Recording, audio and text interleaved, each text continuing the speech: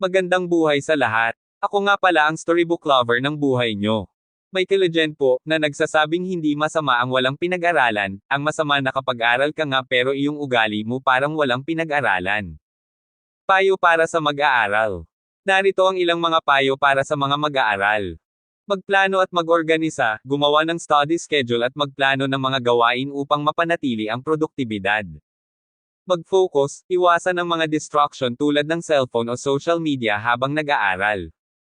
Magpatuloy sa pag-aaral, huwag kang titigil sa pag-aaral kahit gaano ito kahirap. Tiwalaan mo ang iyong kakayahan. Magtanong, huwag mahiya na magtanong sa guro o mga kaklase kung may hindi ka maunawaan. Magbasa ng regular, magbasa ng mga aklat, artikulo, at iba pang material na makakatulong sa iyong kaalaman. Sumali sa study groups, makipagtulungan sa mga kaklase para mas madaling maunawaan ang mga konsepto. Alagaan ang kalusugan, ang tamang pagkain, ehersisyo, at sapat na pahinga ay mahalaga para sa iyong kakayahan sa pag-aaral.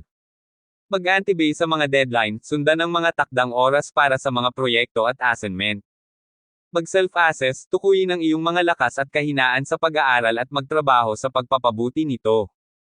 Huwag kalimutang mag-relax, maglaan ng oras para sa pahinga at libangan upang mapanatili ang balanse sa buhay.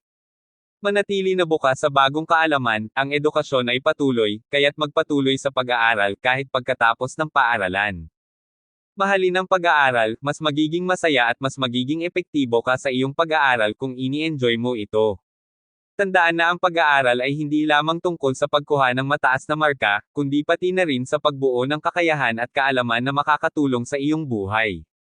Ang pag-aaral ay hindi lamang ito para sa iyong sarili kundi dapat matutunan mo rin ang respeto at pagmamahal sa kapwa.